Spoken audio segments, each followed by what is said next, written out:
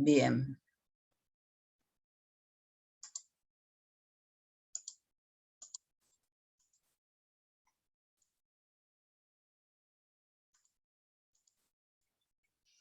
Entonces, sí, ¿me repiten la pregunta? Que me perdí. Sí, te quería preguntar entonces si el crecimiento intraindividual depende de lo interindividual. No entendí bien eso. Claro, para los del conflicto sociocognitivo, para los de la psicología social del desarrollo cognitivo, sí, fundamentalmente. Sin embargo, dentro de las mismas publicaciones que se hace en el libro de... ¿Dónde tengo? Bueno, acá estás. ¿Ves? El libro es este. ¿Mm? Es de una riqueza impresionante si les interesa el tema es muy, muy rico, ¿no? Entonces, justamente acá hay investigaciones, ¿no? Que no dejan de lado, también que reconocen que no todos los sujetos, pero hay sujetos, ¿no? Que quizás tengan que ver con un nivel intelectual determinado, ¿no? Que pueden tener ricas relaciones de conflictos cognitivos con el objeto, ¿no? De conocimiento, sin un otro, ¿no? Y aprovechar y poder avanzar aún a partir de no estar el otro presente. Entonces, se plantean también cuál es el rol del otro, digamos, ¿no? Que el valor de lo que esta teoría propone. Y es que puede, de alguna manera, anticipar etapas, ¿no? Si vamos a que, porque lo que se dice es que con o sin interacciones, más o menos programadas, podríamos decir, los sujetos llegan, ¿no? a determinados desarrollos. Ahora, ¿cuál sería entonces la función? Y justamente es esto, es decir, anticipar etapas, sujetos que de alguna manera tienen, o sea, se enriquecen, el sujeto siempre se enriquece, mucho más con la interacción social. O sea, yo tengo mi tesis hecha en relación a esto, ¿no? Es decir, y justamente los resultados, yo lo trabajé sobre la toma de decisión, fundamentalmente. Entonces, hay una toma de decisión cuando el sujeto lo hace solo, otra cuando lo hace en un proceso inter, todo eso, la media de uno, la media de otro, ¿no?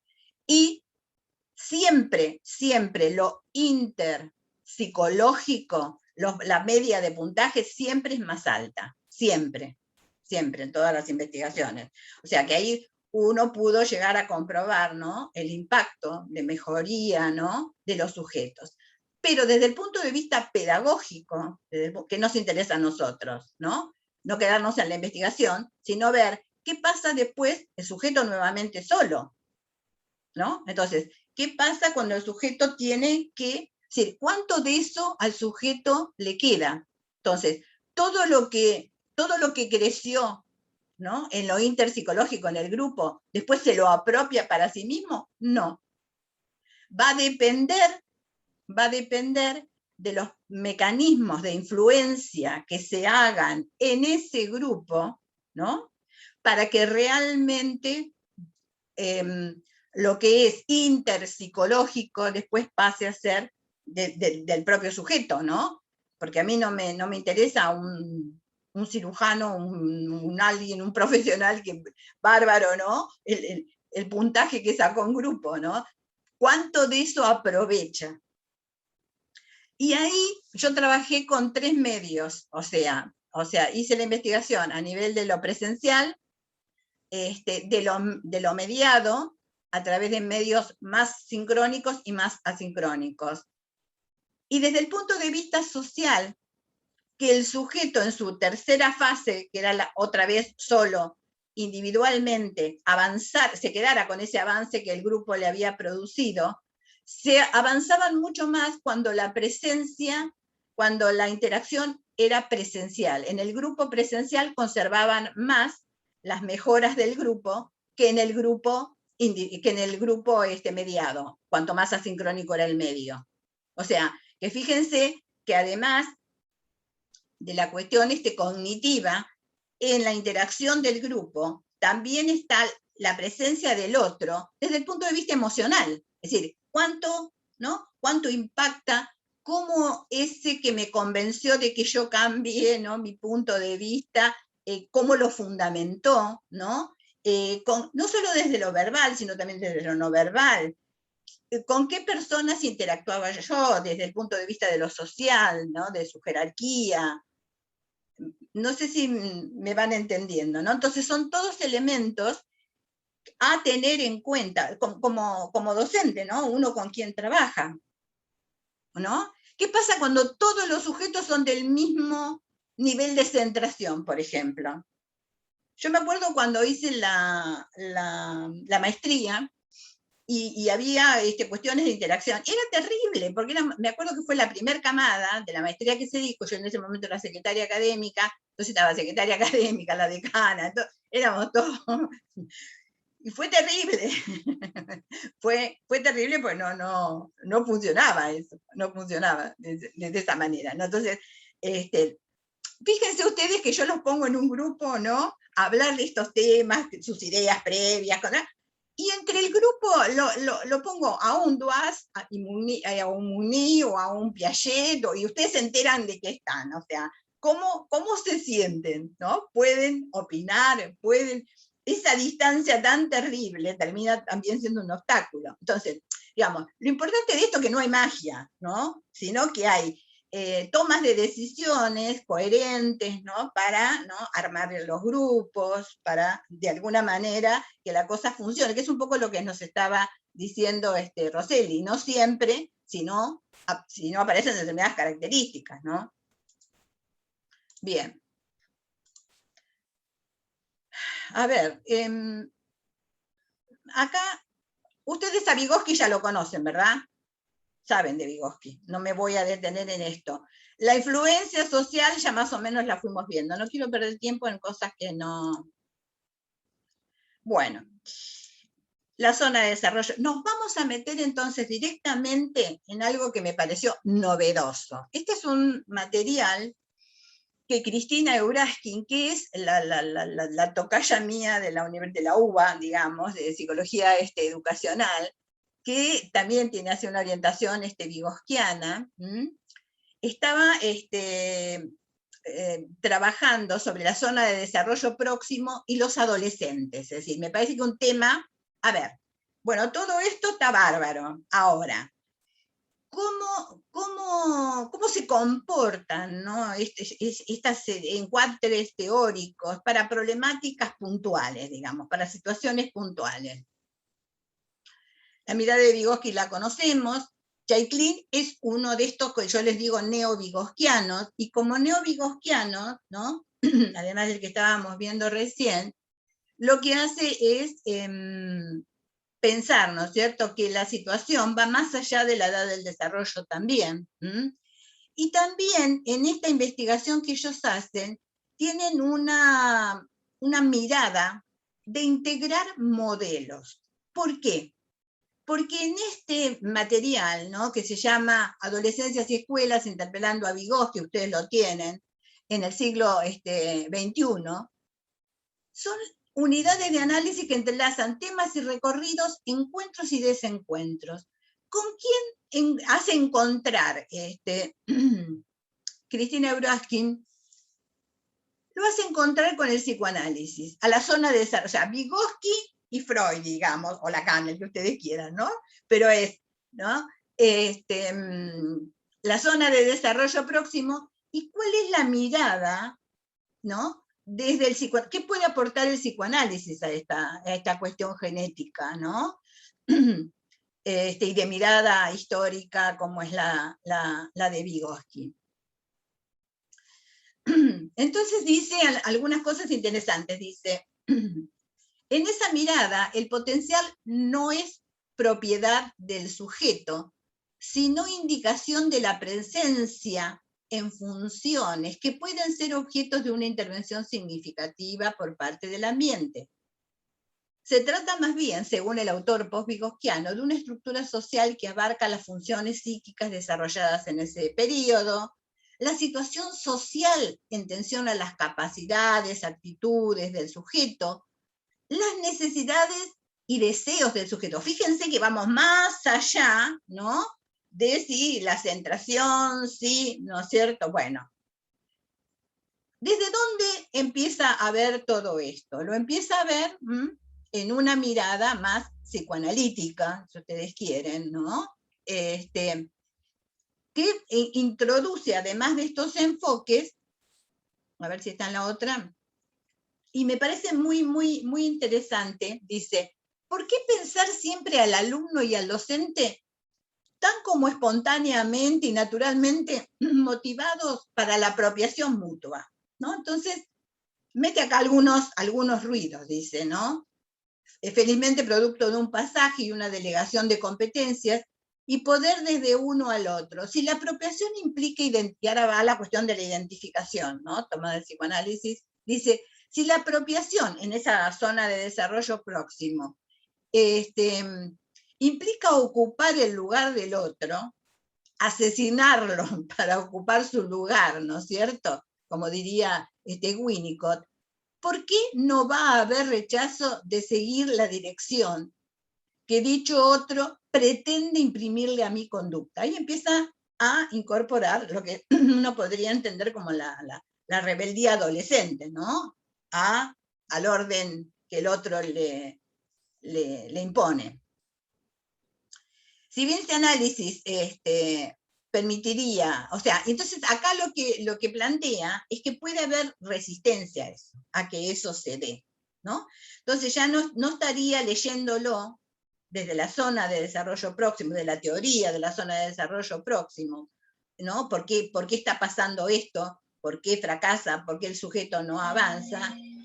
Sino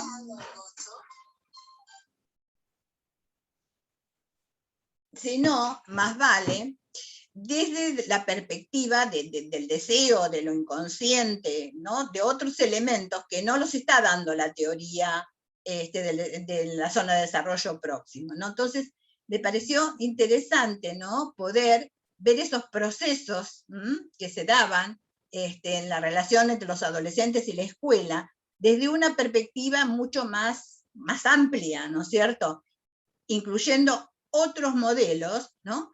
Entonces uno se dice acá hay otra teoría psicológica, que es la teoría del inconsciente. Fíjense en esta cuestión de no siempre hablamos de lo mismo, ni lo hacemos de la misma perspectiva epistemológica cuando hablamos de constructivismo. Acá estamos agregando, ¿no?, el psicoanálisis al constructivismo, ¿se dan cuenta? De alguna manera, porque también, digamos, al querer trabajar esta zona con los adolescentes, con las características de esta etapa y todo lo demás, había resistencias, ¿no? No todo era tan, digamos, idílico, ¿no?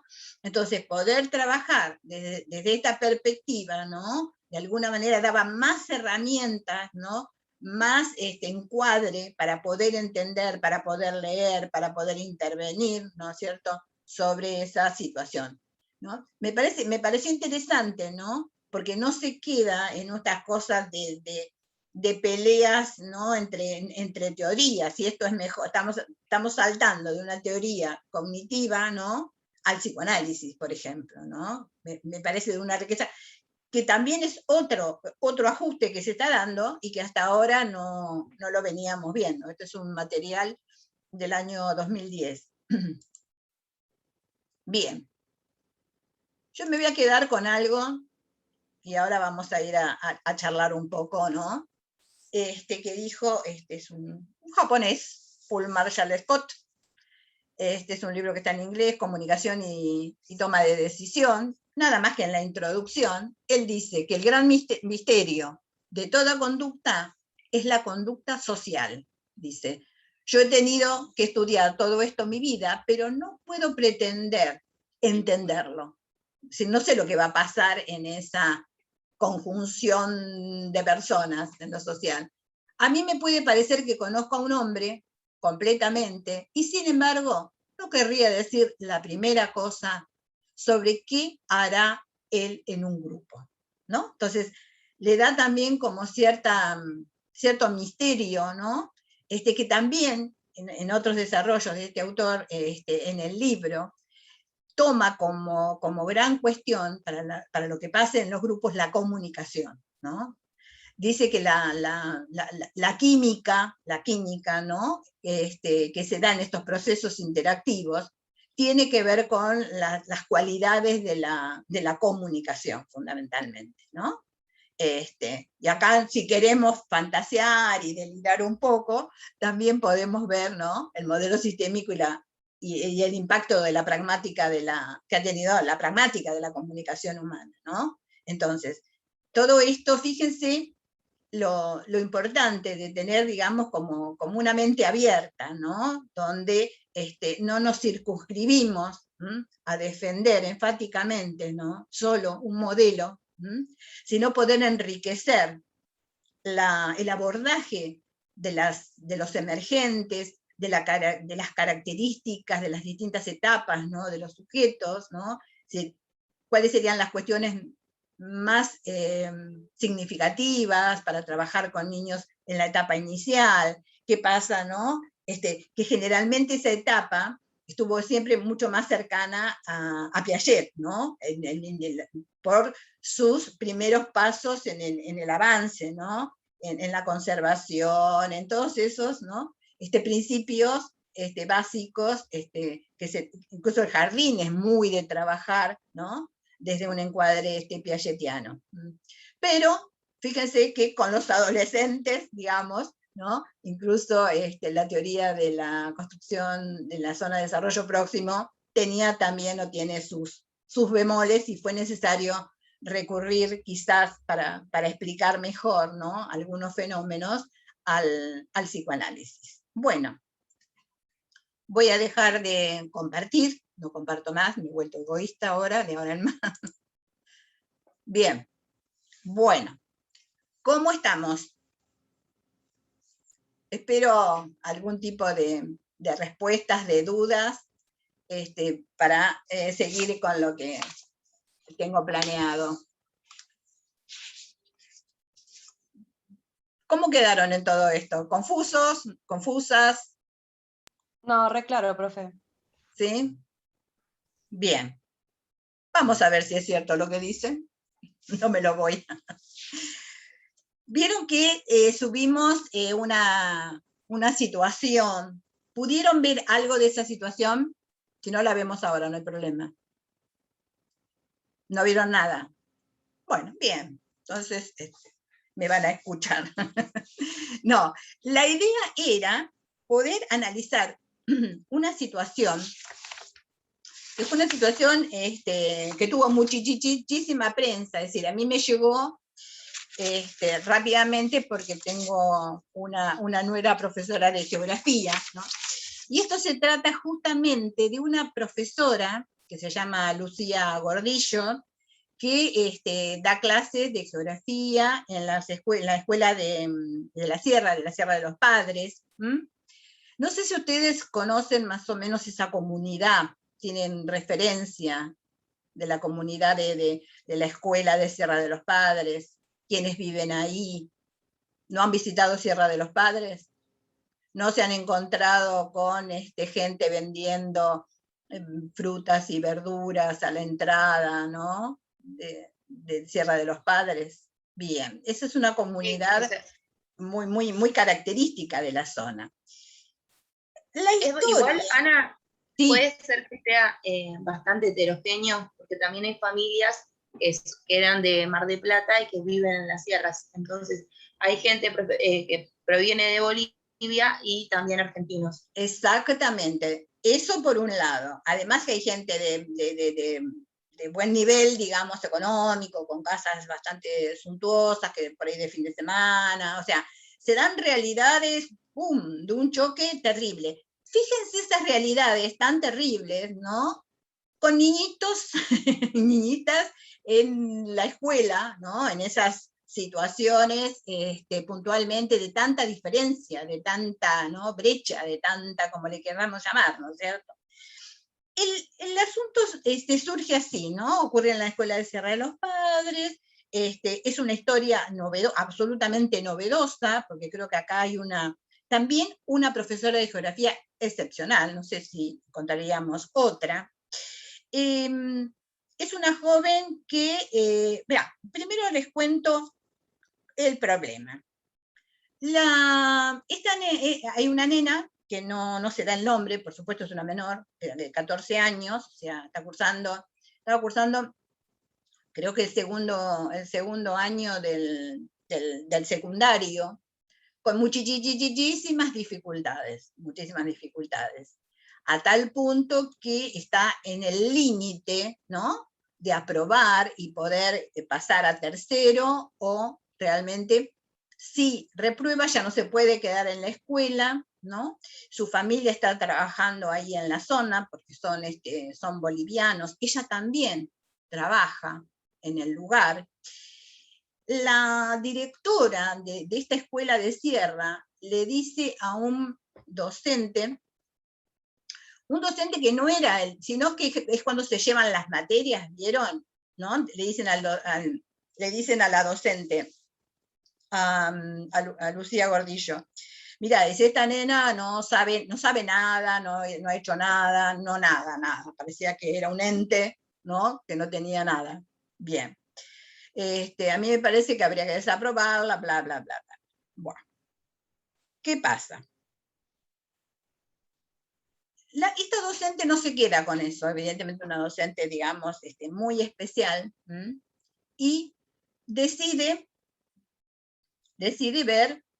probar qué es lo que de alguna manera esta nena, de lo que sería el programa de la materia, ¿no?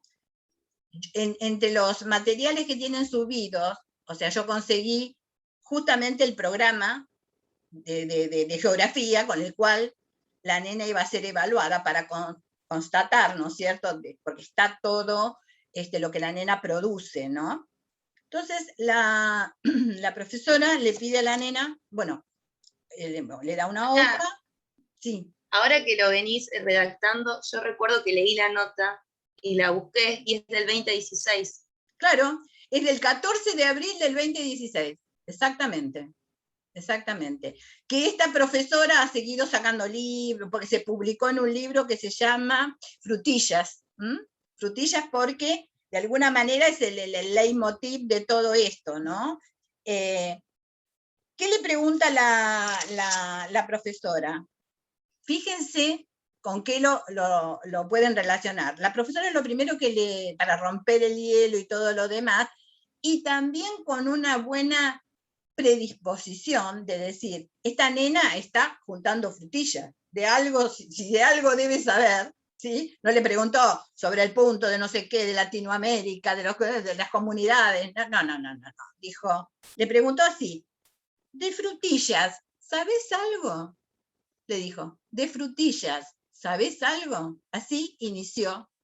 O sea, le da la hoja, donde está la fecha, el año, bla, bla, bla, bla. Eso lo tienen, ustedes después lo miran. Entonces, la nena dice que se le agrandaron los ojos, como se iluminó, digamos, ¿no?, con esa pregunta. Entonces, después la nena pregunta, porque uno de los puntos era describir una actividad económica. Entonces, bueno, ahí ya estaba con lo de las frutillas. ¿Puedo también escribir sobre Bolivia? Porque yo soy boliviana. Sí, claro. Entonces, había también léanlo después, en el programa de la materia específicamente, ¿no? Países de Latinoamérica, su economía, situaciones de abuso con los trabajadores, entre los puntos del programa, véanlo. Entonces, la profesora se iba inspirando, entonces primero había puesto ese punto, después puso mencionar los aspectos más importantes de algún país latinoamericano, es decir, le iba armando las preguntas del parcial en base a lo que iba indagando, ¿no?, que la nena podía o no rendir, ¿sí? Bueno, a las 2 horas, dice, a las 2 horas me entregó 3 hojas escritas de ambos lados con letra clara y prolija, que está, si ustedes ven, está todo, o sea, a ver, uy, qué mala que soy con esto, ahí, bueno, no es la cámara de un set televisivo, pero bueno. Está fotografiado, digamos, el examen real de la nena, y la docente dice, ¿no?, que lo que hizo fue solamente corregir faltas de ortografía, nada más, porque ella no sé si lo publica primero en su red social, en una cosa así, creo que lo publica primero. Y de ahí lo levantan todos los medios, y bueno, y después salió el libro y toda esta historia, ¿no?, que se fue armando. Entonces, lo que la nena dice es exquisito. Permítanme que les lea algunas. Aparte la profesora dice, hacía tiempo que no corregía una evaluación con tanto entusiasmo. Una de las cosas que ustedes habrán escuchado cuando yo hablé del constructivismo al principio, era de que debían ser los contenidos, ¿se acuerdan con el triángulo? Que los contenidos debían ser lógicos, ¿no? Y significativos lógicamente, psicológicamente. Fíjense, y no solo para el estudiante, sino también para el maestro. Lo que está diciendo la profesora es que para ella fue significativa la instancia. O sea, logró construir una instancia que fuera significativa también para ella, ¿no? Y la corrige con entusiasmo. Dice, todo el relato de esta nena de 14 años aportó, dice la docente, a mi formación como geógrafa y como docente. Comparte, ¿no?, el desarrollo. La nena escribe cosas que son maravillosas, ¿no? Es como si uno hubiera hecho una entrevista a alguien idóneo, ¿no?, que va a contar sobre la actividad puntualmente, ¿no?, de las frutillas, la relación laboral que tienen los que están ahí, ¿no?, con respecto a los que los explotan sería, ¿no? La manera de procesar las frutillas es, digamos, exquisito todo lo que hace, ¿no? Cuenta después de su lugar, describe a Bolivia, ¿no?, o sea, como uno de los países latinoamericanos que estaban, pero con un conocimiento, porque ella es boliviana, no vive en Bolivia, y solo fue una vez a su país, ¿no? Ahí conoció a los familiares que no están acá viviendo con ella, y entonces fue sumamente significativo. O sea que las imágenes, las vivencias, lo que la nena pudo recoger y transmitir, y tenía muchas ganas de transmitir, como dice la docente, evidentemente, ¿no?, tenía muchas ganas de escribir, y aprovechó, digamos, muy bien ese espacio, le resultó hasta terapéutico, hasta de descarga. Fíjense, leo algunas de las cuestiones, cómo empieza. Dice, en la frutilla trabajan aproximadamente 200 personas que cosechan la fruta. Limpian el campo, sacan las hojas, sacan la maleza, tienen que carpir. Ahora pagan más que antes. Aún mejor pagan todo lo que hacen si carpean, limpian la cunita, etc. O sea, si hacen cosas extras, digamos, tienen una paga. Hoy otra vez el tiempo me persigue. Bueno. Algunos niños, trabajo infantil, la cantidad de cosas que salen acá, chicas, no tienen una idea, ¿no? Algunos niños trabajan ahí aproximadamente de edad de 13 años para arriba, y algunas embarazadas también. Pero no hacen tanto esfuerzo, o sí, o si no, no trabajan, digamos. Eso depende de ellas. A veces lo hacen para ayudar a sus maridos. Algunos de ahí, bueno, casi todos son juntados, hasta el estado civil de las parejas. Casi todos los bolivianos trabajan en el campo y siempre llegan cansados, y que no le toman importancia a los hijos, que nunca le preguntan nada, ¿cómo estás?, o algún problema en la escuela. Fíjense, la frutilla se cosecha en cunitas, en un carrito y un balde. El balde es descartable, y la cunita es para armar la caja, ¿no?, en la que dan las frutillas. Eso se llama embalada. A mí me gusta embalar y armar cajas, y claro, a la frutilla se la pone se le pone esa cosa rara en las plantas, los agroquímicos, ¿no? No lo dicen, pero están presentes, ¿no? Las riegan con un tubo que está debajo del plástico. Lo ponen en los tractores. Las cajas de frutillas, las cunitas con frutillas descartables, se lo lleva un tractor que viene a tal hora, a las 12, 15, qué sé yo. Los bolivianos pueden soportar, mirá el criterio, ¿no?, de la raza, dice, los bolivianos pueden soportar más el campo que los argentinos, porque los bolivianos tienen el trabajo más pesado y los argentinos están en las oficinas. ¿O será porque ellos pudieron estudiar? Fíjate cuántas cosas hay, ¿no?, importantes para trabajar en esta nena. Yo pregunto en mi casa, ¿por qué ellos no estudian? Y me contestan, no hay tiempo. Es la misma respuesta que me dan todos los días. O sea, incluso ella se preocupa porque sabe que el estudio tiene que ver, es un valor para salir de determinado nivel social. Ya que la frutilla es una empresa, a nosotros nos dan techo, agua potable, luz, menos gas. Pero claro, a veces nos quitan un poco de plata para ayudar a las pagas. Para que los padres se vayan tranquilos a trabajar, hay una guardería que los cuidan, ahí le dan desayuno, comida, bueno, bla, bla, bla. Después dice, Bolivia, empieza a hablar de ese país latinoamericano. Bolivia me encanta, porque la primera vez que me fui me encantó. Cuando es de noche todas las luces se encienden de todos colores y yo escucho tambores y cosas así como una banda, porque mi casa está en una montaña. Me acuerdo cuando fui a la cancha es una cosa que llega casi a la terminal. Hay tiendas, comida. En Bolivia hay montañas, describen la orografía, sería, ¿no? Hay montañas de tal característica. La gente del campo vive en casas de barro, paja. Cuando es cumpleaños de alguien de la familia, comen seco, que significa arroz con papa, ensalada y carne seca, y quesos de vaca. Y de desayuno, arroz con leche y buñuelo.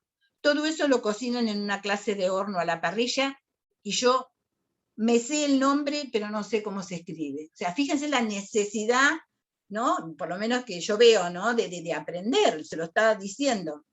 ¿Cómo? A ver, esta maestra después saca libros bastante críticos al sistema educativo, obviamente, ¿no? Pero uno dice, ¿cómo semejante potencial en bruto? Porque realmente había ganas, había elementos, había vivencias. ¿Cómo no pudieron ser trabajados? ¿Dónde está realmente el aprendizaje significativo en relación a los contenidos que se le presentan? No fue descubierta esta alumna, se la dejaron a este docente como alguien, ¿no?, descartable, ¿no? No encaja, no sirve, pero ocupate vos. Me parece terrible.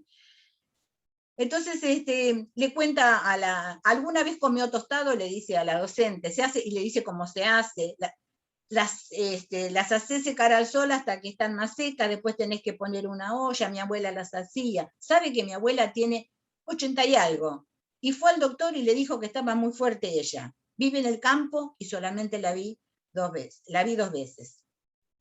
Dice la maestra, la probé. La probé, contó Lucía, la profesora, en su blog. La abracé cuando se fue. Le pedí para compartir su texto en internet y le dije que escribiera todo lo que pudiera. Porque escribir, hacer bien, porque siempre hay cosas importantes para contar. Con un 4 la aprobé. Pasó de año y por eso no estará en mi aula durante este ciclo lectivo. Pero espero cruzármela en los pasillos o en el patio y preguntarle, ¿cómo fue tu día de ayer? ¿Lo querés contar en un papel? Me parece que es más claro que muchísimas páginas, ¿no?, de fundamentación del sistema, del modelo constructivo. Esta docente, yo no sé si realmente sabe cuál es el modelo que utilizó, ¿no? Pero nosotros sabemos que sería una muy buena, o es una muy buena docente constructivista sin saber que lo es, ¿no? Pero sobre todas las cosas, una persona ética, una persona con buenos sentimientos, una persona que no solo pensó en lo cognitivo, en lo intelectual, ¿no? Sino también en lo emocional, en el sentimiento, pudo generar empatía, ¿no? Con su alumna, que son todas cosas importantes, ¿no? Más allá de los modelos. Así que bueno, este es el caso que también van a tener para trabajar, ¿no es cierto?, en las comisiones. Sí. Qué interesante este caso, la verdad que hermoso además. Pero importante cómo se ve acá, que a partir de esto, ¿no?, de la interacción con el otro, cómo esta niña logra apropiar conocimientos, ¿no? Y logra construir su propio conocimiento también. O sea, hay una construcción ahí que se pone en juego, ¿no? O sea, ¿cómo se valida todo ese saber previo a través de una actitud del docente que decide hacer algo significativo para ella? Fíjense que esto que dice el modelo no son puras zarazas, digamos. Son cosas muy importantes cuando vos las podés materializar, ¿no?, en acciones, en actitudes concretas, ¿no? Hay materiales, yo tengo muchísimo material del constructivismo, ¿no? Pero los primeros materiales, de alguna manera, ya de por sí planteaban que por más que uno supiera teóricamente, ¿no?, la teoría constructivista, eso no daba crédito, ¿no?, de que pudiera verdaderamente ser actitudinalmente constructivista. O sea, que no solo es necesario eso, sino también una actitud, ¿no?, favorable a este tipo de proceso para que realmente las cosas funcionen. Entonces me parece muy interesante, ¿no?, porque yo siempre fui y creí que con quien había que trabajar primero era con los docentes, ¿no? Porque nadie le puede decir que se transforme en algo que no lo es, en algo que no le resulta significativo, ¿no? Sino generar en el docente vivencias. Yo fui muy de hacer cosas muy locas, ¿no? Es decir, ponerlos a los docentes en la situación del niño sin el conocimiento que está esperando el docente, ¿no? Que no es no tener nada, no tener esa respuestita en esa palabra que el docente le está pidiendo. Entonces una vez los puse a ver si eran preoperatorios, o sea, si podían clasificar, ¿no? Entonces les di algo, ¿no?, por grupo, para que clasificaran.